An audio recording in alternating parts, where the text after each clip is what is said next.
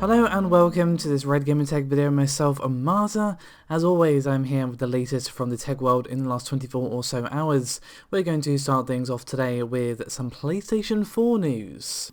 The first of which is regarding a PlayStation 4 Super Slim. And according to a recent leak, we're going to be getting a super slim edition of the PlayStation 4 sometime late this year in between September and November. Now, this is nothing official, but Sony have done this in the past with the PS3. They did a super slim model. And it's also going to be a reduced price as well. According to the leak, it's going to be about €199. And also apparently it's going to have different sort of storage options, I suppose you could say, and you could obviously go with the cheaper option if you go for less storage. Interestingly, however, the leak also claims that the built-in processor of the Super Slim is going to be manufactured with the 7nm process compared to the 16nm of the ordinary Slim. Now you might go, okay, so is this the ordinary PS4 or the PS4 Pro? I mean, it would be nice to see a slim version of the PS4 Pro. That thing is huge, but at least according to the source of this leak, a refresh of the PS4 Pro is not yet possible just due to the hardware inside. Of course, that could be completely and utterly untrue. We could be getting a PS4 Pro Slim as well as this PS4 Super Slim. But it would make sense for them to do the Super Slim, ignoring the Pro just for a moment. I wouldn't be surprised at all to see them do this because this is literally exactly what they did with the PlayStation 3 near the end of the console's life cycle. When will we see this being announced? It's tough to say because of course Sony are not going to be at E3, but I'm fully expecting to get a reveal of the PlayStation 5 specs at their own conference separate to E3 like they've done before, and it would make sense for them to reveal the PS4 Super Slim then as well, and if they are doing anything with the PS4 Pro, that's when I would expect it as well. But that's not all I have for you today. With Sony, we actually have some PlayStation 5 stuff up next. Now, of course, we did recently finally learn some actual specifications of the PlayStation 5 thanks to some information from Mike Cerny, which was revealed to Wired.com. And now we have some rumours about the PlayStation 5 controller. Of course, we saw a pretty significant change with the Dualshock 4s. We of course saw the touchpad and a few other changes as well.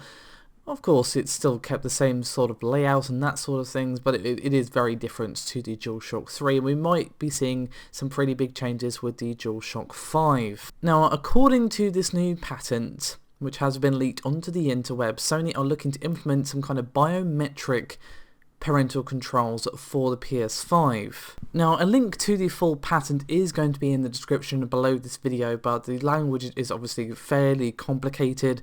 But the parental controls are described as, quote, establishing communications between a controller for operation by a user and a center device.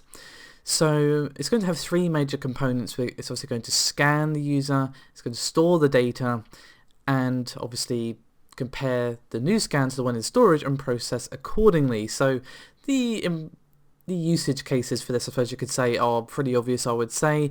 It is most likely going to be something like a fingerprint lock. Say, for example, a parent could lock it so that a child can't use a controller without their thumbprint or fingerprint having been put on there, perhaps to stop their child from playing games that they shouldn't be playing, or to sort of minimize screen time, that sort of thing. Now, it is entirely possible that this is something they are patenting but not going to use. As I like to point out pretty much every time I talk about patents, people patent things all the time and then never do anything with those patents. Just because something's being patented does not mean we're actually going to see this being implemented into the PlayStation 5. But it is obviously something Sony is at least thinking about including, but whether or not it's actually going to be there, it remains to be seen. You could obviously just have like a password thing on a parental lock. They already have parental controls on the PlayStation 4. Doing a biometric one, I mean, you have the similar thing on smartphones, of course.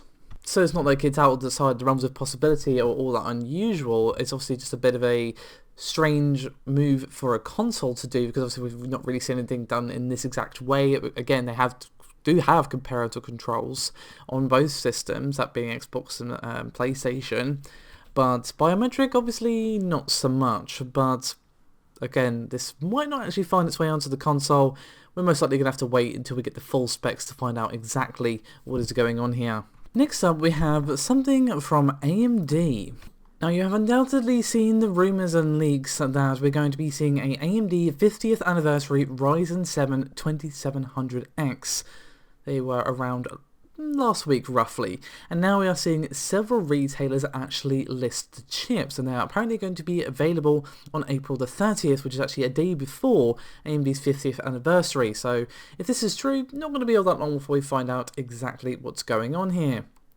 So, from the retailer CompuSource, they're being showed as in stock, and they're being listed with a price of $347.95, and we also have some specs. Unsurprisingly, the specs pretty much remain identical. It's still 8 cores, 16 threads, and same base and boost frequencies as the 2700X.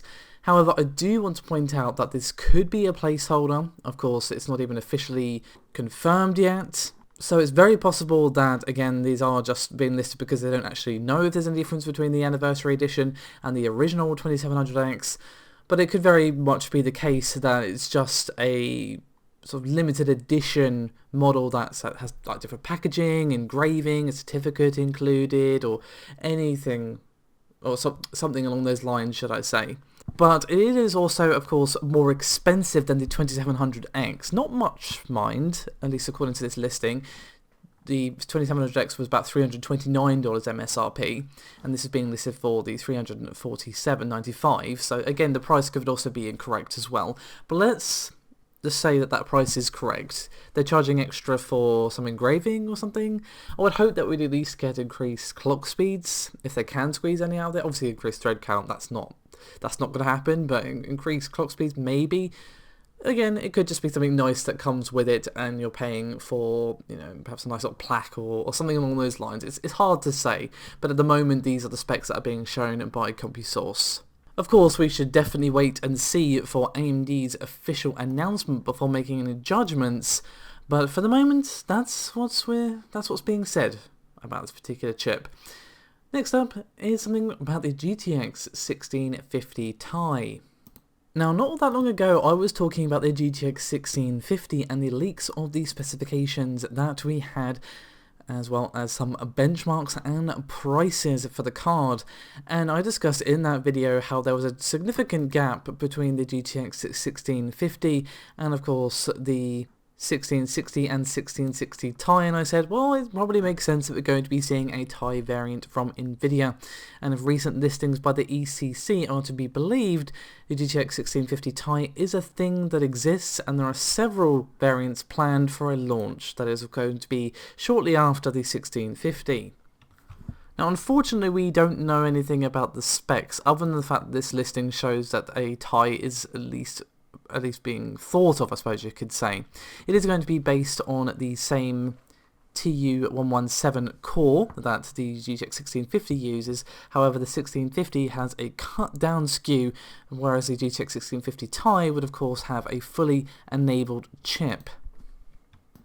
And we also have, thanks to Kamachi on Twitter, several Asus models that are being planned for the 1650 Ti.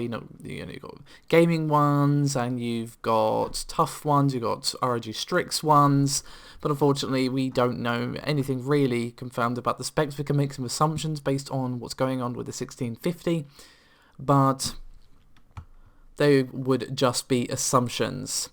But still, it's nice to see because, again, I said before that it makes perfect sense for Nvidia to do a GTX 1650 Ti. There is a pretty sizable gap in specs in between 1650 and 1660. So, yeah, we'll not be surprised at all to see this officially confirmed by Nvidia quite shortly. So, I hope you've all had a wonderful Easter or bank holiday weekend. It's been a very chill one for me, mostly just been enjoying the absolutely glorious weather. So thank you all so much for all your support. It really does mean a huge deal to both myself and Paul. Do remember to like and subscribe if you haven't done so already. It does help out a great deal. And I'll see you next time. Bye bye.